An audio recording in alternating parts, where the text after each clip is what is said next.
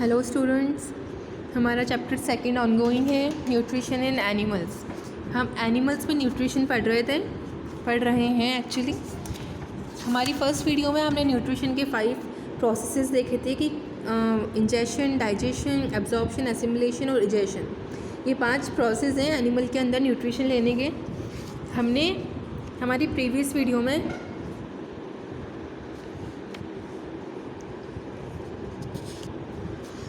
Types of teeth पढ़ा था। Types of teeth previous video में incisor, which is incisor, canines, premolars and molars. ये 4 तरीके के दांत हमने पढ़े थे जो ह्यूमन जॉ के अंदर प्रेजेंट होते हैं। Now human beings develop 2 different sets of teeth through out their life span. अब देखिए क्या होता है ह्यूमन बींग्स के अंदर, ये जो दोनों ही सेट्स होते हैं दांतों के, ये डेवलप होते हैं उनके पूरे लाइफ स्पान में, डेवलप होते रहते हैं। फर्स्ट है the temporary set also called milk teeth are 20 in number and are present in early childhood. अब देखिए 2 सेट्स आए हैं यहाँ पे हमारे जो दांत हैं उनके। पहला है टेम्परेरी सेट, ठीक है। अब ये कौन से सेट हैं? 20 दांत आते हैं इसके अंदर और जिन्हें हम दूध के दांत भी बोलते हैं। मिल्क टीथ जो हमारी अर्ली चाइल्डहुड के अंदर डेवलप होते हैं, यानी जब बच्चा पैदा होता है और उसके बाद जो उसके नए नए दांत आने शुरू होते हैं, उनमें से 20 दांत, 32 में से 20 दांत कौन से होते हैं? Milk teeth. जो क्या होते हैं, गिर जाते हैं, बच्चों के दांत टूट जाते हैं और उनके बाद परमानेंट सेट आता है। The permanent set replace the temporary set of teeth. A complete permanent set of teeth comprises 32 teeth. 16 teeth are present in each jaw for incisors, 2 canines, 2 for premolars and 6 molars. अब देखिए जो teeths होते हैं, हमारे दांत होते हैं, ये the permanent set replace the temporary set of teeth. अब मैंने बताया था आपको मिल्क टीथ होते हैं 20 दांत जो अर्ली चाइल्डहुड में डेवलप होते हैं, यानी बच्चे के पैदा होने के बाद जो दांत निकलते हैं वो तो मिल्क टीथ होते हैं। टेम्परेरी सेट होता है, टेम्परेरी इसलिए बोला गया है कि 1 बाय 1 वो 20 के 20 दांत गिर जाते हैं, टूट जाते हैं। उसके बाद जो नए दांत आते हैं उन दांतों के टूटने के बाद वो होते हैं परमानेंट सेट, यानी वो हमेशा रहते हैं। अगर वो दांत आपका टूट गया तो फिर कोई नया दांत उसे रिप्लेस नहीं करेगा, वो परमानेंट है और फाइनल है। एक कंप्लीट परमानेंट सेट। अब देखिए जो कंप्लीट परमानेंट सेट बना, ये 20 दांत जो मिल्क टीथ थे जो टूटे, उनके बाद जो नए दांत आए, फिर जो ये कंप्लीट पूरा एक सेट बना परमानेंट टीथ्स का, उसमें 32 दांत होते हैं। 32 टीथ्स आर देयर। उनमें से 16 दांत ईच जॉ में प्रेजेंट होते हैं, मतलब 16 ऊपर और 16 नीचे। देखा है ना आपने, ऊपर और नीचे दोनों तरफ एक पूरी लाइन है हमारी दांतों की। तो 16 ऊपर होते हैं, 16 नीचे होते हैं। उनमें से क्या होते हैं, हमने ऊपर पढ़ा था incisor, canines, premolars and molars. उनमें से ऊपर 4 इंसिजर्स होते हैं, नीचे 4 इंसिजर्स होते हैं। देखिए यहाँ पे दे रखा है ग्रीन कलर में, ये जो ऊपर के और नीचे के जो 4 ग्रीन दे रखे हैं, ये क्या है? इंसिजर। ऊपर 4 हैं, नीचे 4 हैं। फिर उसके बाद एक ऊपर ब्लू में दे रखा है, नीचे भी एक ब्लू में दे रखा है, कैनाइन्स साइड में, ठीक है। 2 ऊपर हैं, 2 नीचे, ये कैनाइन्स हैं। फिर उनके बाद ऊपर भी 4 प्रीमोलर्स दे रखे हैं येलो कलर में, नीचे भी 4 येलो कलर में क्या है? Premolars. And the last part, ऊपर भी 6 क्या है? मोलर्स, और नीचे भी मोलर्स है, और बीच में है हमारी टंग। ये हमारा जॉ का सेट, 32 दांतों का सेट जो परमानेंट टीथ हैं। Now digestion. अभी हमने इंजेशन पढ़ा था, यानी कि मुंह के अंदर हमारे खाने को लेना, खाने को हमारी बॉडी के अंदर प्लेस करना। अब हम पढ़ेंगे डाइजेशन, यानी उस खाने का पचना। Have you ever noticed the taste of bread when you bite into it. अब देखिए यहाँ आया है कि क्या हमने कभी ब्रेड जो हम खाते हैं या रोटियाँ खाते हैं या कोई भी XYZ खाना खा रहे हैं, जब हम उसका एक फर्स्ट बाइट अपने मुंह में लेते हैं तो क्या हम हमेशा उसको टेस्ट करते हैं, मतलब उसका टेस्ट हमें फील होता है, नोटिस करते हैं। Does it start tasting sweeter the more you chew it, यानी कि जब हम उसे जितना ज़्यादा चबाते हैं क्या वो उतना ज़्यादा मीठा होता है। Do you think causes the change in the taste of what do you think causes the change in the taste of bread. अब देखिए हमें क्या लगता है कि जो ब्रेड का टेस्ट चेंज हुआ, यानी कि जो पहला बाइट हमने लिया था उसका टेस्ट, और जब हमने उस बाइट को अच्छे से चबाया उसका टेस्ट में जो चेंज आया वो किस वजह से हुआ? Mouth. When we bite and chew food, it gets mixed with saliva in the mouth. अब देखिए, जब भी हम खाने को बाइट करते हैं और जब हम उसे चबाते हैं तो वह हमारे माउथ के अंदर सलाइवा प्रेजेंट होता है, लार उसके अंदर अच्छे से मिक्सअप हो जाता है। Digestion of carbohydrates and starch begins in the mouth. अब देखिए, हमने पढ़ा था 6th क्लास के अंदर कार्बोहाइड्रेट्स के बारे में, कंपोनेंट्स ऑफ फूड पढ़े थे। Carbohydrates, fat, protein, vitamin, minerals, ये सब क्या है, खाने के कंपोनेंट है, यानी खाना इन सब चीज़ों से मिलकर बना है। तो खाने का पहला पार्ट जो है कार्बोहाइड्रेट है, वो भी 2 तरीके का होता है, स्टार्च और शुगर। तो क्या होता है, कार्बोहाइड्रेट का जो डाइजेशन है, पचना है, वो हमारे माउथ से ही स्टार्ट होने लगता है, मुंह से ही स्टार्ट होने लगता है। Saliva contains digestive juices which break down the starch present in bread into soil. अब देखिए, सलाइवा के अंदर कुछ डाइजेस्टिव जूसेस प्रेजेंट होते हैं जो ब्रेड के अंदर जो स्टार्च प्रेजेंट है उन्हें शुगर में कन्वर्ट कर देता है। इसलिए हमें जब हम ब्रेड को जितना ज़्यादा चबाते हैं उतना ज़्यादा वो हमें मीठा लगने लगता है। ऐसा क्यों होता है? क्योंकि ब्रेड के अंदर जो स्टार्च प्रेजेंट है, ये सब हम हमारी प्रीवियस क्लास में पढ़ चुके हैं। क्लास 6 के अंदर हैं कंपोनेंट्स ऑफ फूड, इसे हम अच्छे से पढ़ चुके हैं कि स्टार्च क्या है, शुगर क्या है, कार्बोहाइड्रेट्स क्या हैं। ठीक है, तो हमारे माउथ के अंदर का जो सलाइवा है वो क्या करता है, उसके अंदर डाइजेस्टिव जूसेस प्रेजेंट होते हैं, यानी खाने को पचाने वाला एक घोल होता है जो खाने के अंदर, ब्रेड के अंदर जो स्टार्च प्रेजेंट है उसको शुगर में, शर्करा में, यानी ग्लूकोज के अंदर कन्वर्ट करने लगता है, स्टार्ट करने लगता है। कंप्लीट चेंज नहीं करता, स्टार्टिंग होने लगती है। इसलिए हमें शुगर की प्रेजेंस की वजह से ब्रेड का टेस्ट और मीठा लगने लगता है। अब यहाँ एक एक्टिविटी आई है, to study the effect of saliva on food containing carbohydrates. अब देखिए, हम क्या करेंगे, सलाइवा का इफ़ेक्ट पढ़ेंगे, यानी कि ऐसा खाना जो हम खाते हैं जिसके अंदर कार्बोहाइड्रेट्स प्रेजेंट हैं, तो हमारे माउथ के सलाइवा पे उसका क्या असर रहता है, ये हम इस स्टडी में देखेंगे, इस एक्टिविटी में देखेंगे। Materials needed: bread, 1 watch glass, 1 ice cream cup, iodine solution and saliva from your mouth. अब देखिए क्या क्या लेना है, एक ब्रेड ले लेना है, एक वॉच ग्लास लेनी है, ये हमारे स्कूल की लेबॉरेटरी में प्रेजेंट होती हैं, एक आइसक्रीम का कप लेना है, आयोडीन सॉल्यूशन है, एक केमिकल है, ये भी लेबॉरेटरीज में इजीली अवेलेबल होता है, और सलाइवा फ्रॉम योर माउथ, हमारे मुंह में जो लार सीक्रेट होती है, बनती है, उसको हमें लेना है। मेथड: टेक आउट सब saliva from your mouth and put it on A watch glass. अब देखिए, हमने लेबॉरेटरी से जो एक वॉच ग्लास ली थी, उसके अंदर थोड़ी सी हमें अपनी जो मुंह की सलाइवा है, लार है, उसे थोड़ा सा उस पर डालना है। Second, break off a little portion of bread and test it for starch using iodine solution. ठीक है, it turns blue black, therefore we can say that starch is present. अब देखिए, हमें क्या करना है, हमने 6th क्लास में पढ़ा था कि कैसे हम लोग स्टार्च को देखते हैं। हमने 2 एक्टिविटीज़ की थी जिसमें हमने फूड सैंपल लिया था और उसमें स्टार्च के प्रेजेंट को लिया था। अब हमें क्या करना है, उस ब्रेड को लेना है और उसमें आयोडीन सॉल्यूशन से टेस्ट करना है कि इसके अंदर स्टार्च प्रेजेंट है या नहीं। अगर ब्रेड ब्लू ब्लैक चेंज हो गया उसका कलर ब्रेड का, तो यानी उसके अंदर स्टार्च प्रेजेंट है। Now place a piece of bread in the ice cream cup. अब हमें उस ब्लू ब्लैक ब्रेड के पीस को आइसक्रीम कप के अंदर डालना है, नॉट ब्लू ब्लैक ब्रेड को, उस दूसरे ब्रेड को। हमने जस्ट ब्लू ब्लैक करके देखा था, आयोडीन सॉल्यूशन डाल के देखा था कि उसके अंदर स्टार्च प्रेजेंट है या नहीं। ठीक है, pour a little saliva on the bread and leave for some time. अब देखिए, हमें क्या करना है, हमें उस ब्रेड के अंदर थोड़ा सा सलाइवा डालना है और उसको कुछ देर के लिए छोड़ देना है। After some time test for starch, note down your observation. ठीक है, अब हमें क्या करना है, स्टार्च का टेस्ट जो देखना है, हमें टेस्ट देखना है हमारा कि उसमें स्टार्च है या नहीं, और जो भी हमें उस वॉच ग्लास और आइसक्रीम कप के अंदर हमें दिखा, जो भी चेंजेस दिखे, हमें उस ऑब्जर्वेशन को नीचे नोट डाउन करना है। Observation: the bread present with saliva in the ice cream cup does not turn blue black in the presence of iodine solution. अब देखिए, जो पहले तो हमने ब्रेड का एक पीस लिया था वॉच ग्लास में, उस पर हमने आयोडीन सॉल्यूशन डाला था, तो हमने देखा कि वो ब्लू ब्लैक में चेंज हो गया उसका कलर। ये इसका मतलब था आयोडीन सॉल्यूशन डालने पर अगर खाना ब्लू ब्लैक हो जाए तो उसका मतलब ये है कि उस खाने में स्टार्च प्रेजेंट है।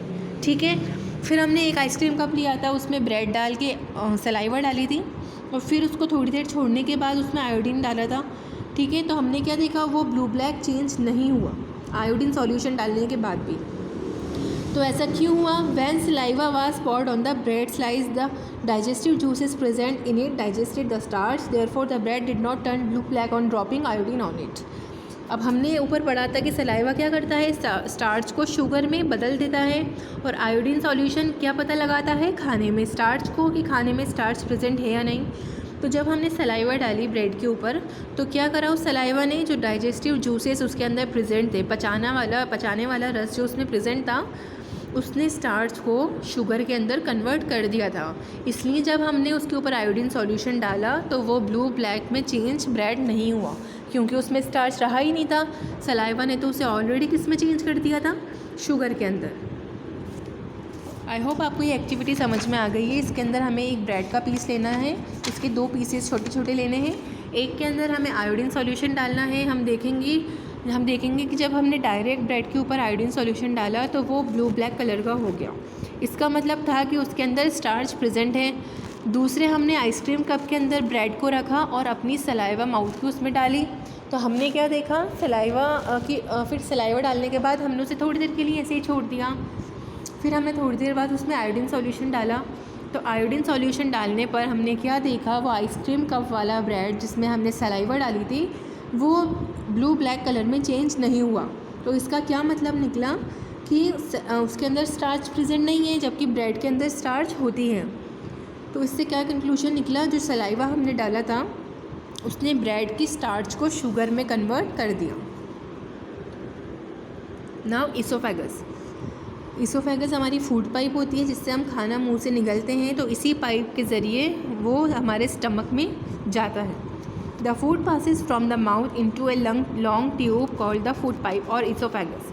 अब देखिए, हमारे माउथ से मैंने बताया खाना जो पास होता है वो इसी एक लंबी सी नली होती है हमारे सीने में, चेस्ट कैविटी में, उसे हम फूड पाइप कहते हैं, इसोफेगस कहते हैं। The walls of the food pipe contract and relax in wave like motions. This movement helps to push the food down the food pipe into the stomach। अब देखिए, जो वॉल्व होती है, यानी वो फूड पाइप की जो पूरी लेयर होती है, वॉल होती है, वो मसल्स की बनी होती है। जब हम खाना खाते हैं, ठीक है, तो वो पाइप क्या करती है, स्ट्रेचेबल मसल्स होते हैं, इजीली स्ट्रेच कर जाती है, तो वो कॉन्ट्रैक्ट हो जाती है, फैल जाती है, फिर दोबारा रिलैक्स होती है, यानी अपनी ओरिजिनल शेप में आ जाती है इन ए वेव लाइक मोशन। ठीक है, और इसी की वजह से क्या होता है, जो हमारा खाना है वो फूड पाइप से होता हुआ स्टमक तक पहुंच जाता है।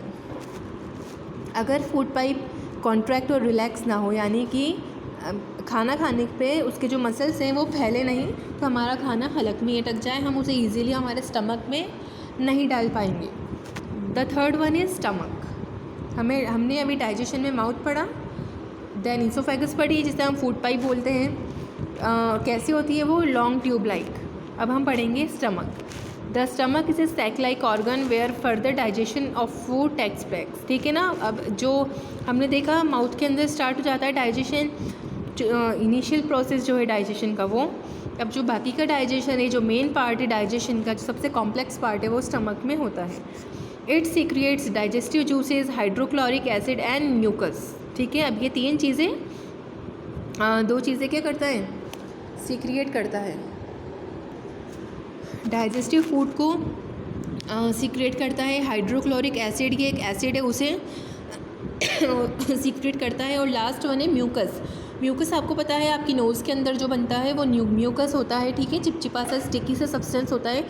तो इस चीज़ को हमारा पेट भी क्या करता है, बनाता है। क्यों बनाने की ज़रूरत पड़ी इसको, आप देखिए, हमारा पेट हाइड्रोक्लोरिक एसिड भी बना रहा है। हाइड्रोक्लोरिक एसिड बहुत तेज़ एसिड होता है।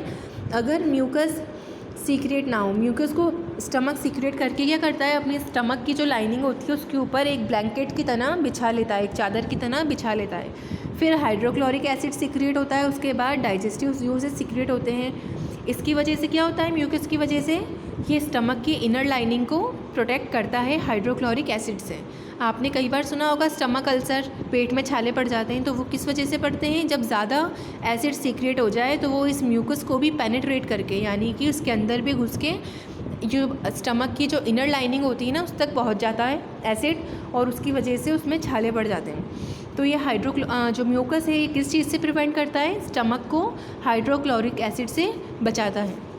सबसे पहले स्टमक के ऊपर क्या लग जाता है, म्यूकस की लाइनिंग लग जाती है एक ब्लैंकेट की तरह चारों तरफ।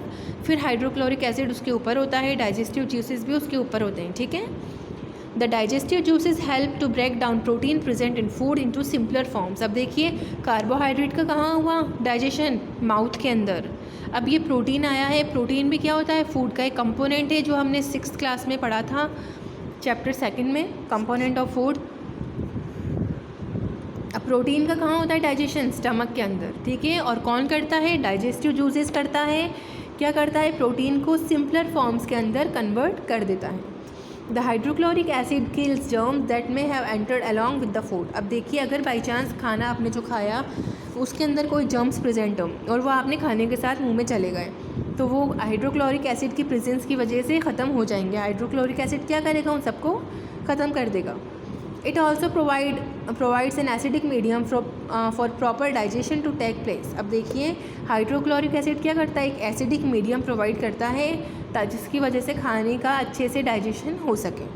The mucus simply makes food moist and easy to be transported along the alimentary canal. अब देखिए जो स्टमक की म्यूकस है उसका एक और फंक्शन यहाँ आया है, बल्कि आपकी बुक में एक ही इसका फंक्शन आया है कि वो फूड को मॉइस्ट बनाती है, गीला बनाती है, जिसकी वजह से खाना आगे की तरफ ट्रांसपोर्ट हो सके, यानी खाने का मूवमेंट आगे की तरफ हो सके। Along the alimentary canal, alimentary canal, आप यहाँ ये जो वर्ड आया है इसका मतलब है दोनों इंटेस्टाइन, रेक्टम और पूरा आपका स्टमक वगैरह सब कुछ मिलके क्या बनाता है, एलिमेंट्री कैनाल। तो ये जो म्यूकस स्टमक में प्रेजेंट होती है ये खाने को मॉइस्ट बनाती है, जिसकी वजह से खाना आगे ट्रांसपोर्ट हो सके। Small intestine, the semi-digested food mixed with mucus then slides into small intestine. It is here in the small intestine that the digestion of various components of food completed. The liver and pancreas secrete digestive juices into the small intestines. अब देखिए stomach के अंदर क्या हुआ, partially digest होता है खाना, ठीक है। थोड़ा बहुत कहाँ होगा, इंटेस्टाइन में होगा, माउथ में भी हुआ थोड़ा बहुत, फिर स्टमक में हुआ, कॉम्प्लेक्स प्रोसेस है, फिर स्मॉल इंटेस्टाइन में भी क्या होता है, खाने का डाइजेशन होता है। अब जो सेमी डाइजेस्टेड फूड था म्यूकस के साथ, जो स्टमक से निकल के खाना छोटी आंत के अंदर आया, अब बाकी का जो उसका डाइजेशन बचा है वो कहाँ होगा, स्मॉल इंटेस्टाइन में। अब देखिए मैंने आपको बताया था जब फर्स्ट वीडियो या सेकंड वीडियो में कि लीवर पैनक्रियाज भी क्या करते हैं, डाइजेस्टिव जूसेस सिक्रिएट करते हैं। अब लीवर और पैनक्रियाज अपना जूस कहाँ डालते हैं, छोटे आंत के अंदर, स्मॉल इंटेस्टाइन के अंदर। The liver secretes a digestive juice called bile. It is responsible for the digestion of fat. It is collected and stored in a small organ called the gallbladder and it is then released into the small intestine for digestion. अब देखिए liver क्या secrete करता है, bile juice secrete करता है, digestive juice secrete करता है और उसे हम बोलते हैं बाइल जूस, उसका नाम हमने रखा है बाइल जूस। और वो क्या करता है, फैट का डाइजेशन करता है, ठीक है। मैंने अभी आपको बताया 5 कंपोनेंट फूड के, फर्स्ट था कार्बोहाइड्रेट, दूसरा protein, fat, minerals and vitamins, ये सब क्या हैं, फूड की कंपोनेंट है। तो हमने कार्बोहाइड्रेट का कहाँ पढ़ा था डाइजेशन, माउथ में, ठीक है। प्रोटीन का पढ़ा स्टमक में। अब फैट का कहाँ पे हो रहा है डाइजेशन, स्मॉल इंटेस्टाइन में। और कौन सा जूस है यहाँ पे, बाइल जूस। स्टमक में कौन सा था, हाइड्रोक्लोरिक एसिड, डाइजेस्टिव जूसेस थे और म्यूकस था, ठीक है।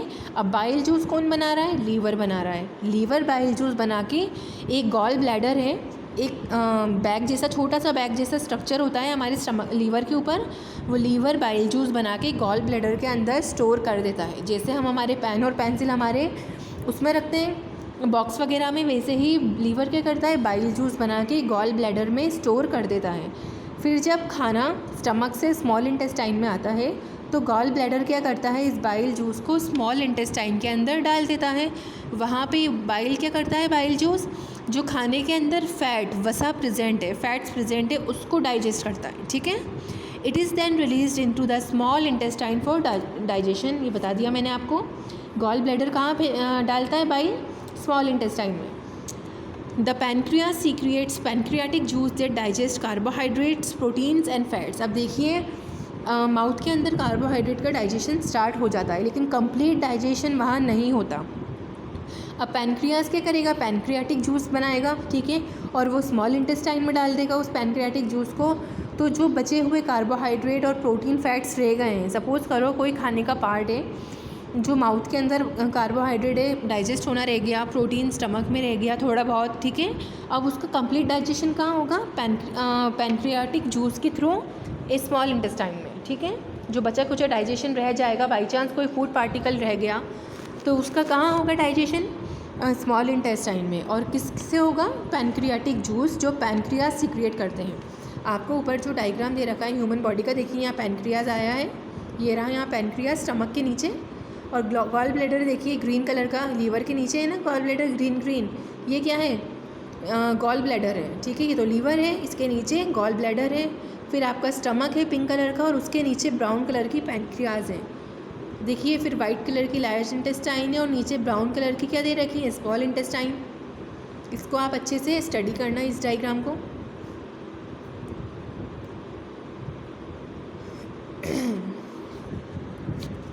एब्जॉर्प्शन।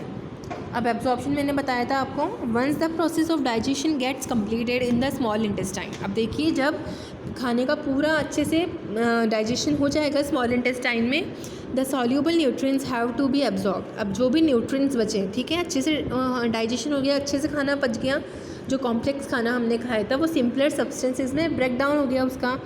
अब क्या होगा? उस खाने को हमें एब्जॉर्प्शन की ज़रूरत है, ठीक है, ताकि वो हमारे खून में आ सके, ब्लड में, बॉडी के अंदर एंटर कर सके, और ब्लड उस न्यूट्रिएंट्स को सारे ही सेल्स के अंदर भेज सके। Absorption of nutrients happens in the small intestines. अब जितना भी न्यूट्रिएंट्स का एब्जॉर्प्शन है वो सब स्मॉल इंटेस्टाइन में होता है। For this purpose the lining of the small intestine bear several finger like projections called villi that increases the surface area for absorptions. अब इसकी वजह से क्या होता है? स्मॉल इंटेस्टाइन की जो अंदर की लाइनिंग है, जैसे कि आपके रूम के अंदर की जो दीवारें हुई, ठीक है, वैसे ही स्मॉल इंटेस्टाइन क्या है? लंबी एक ट्यूब लाइक स्ट्रक्चर है, लंबा सा, ठीक है, बहुत लंबी होती है स्मॉल इंटेस्टाइन, जो फोल्ड अप हमारे एब्डोमेन कैविटी में होती हैं, ठीक है, हमारे पेट के अंदर प्रेजेंट होती हैं।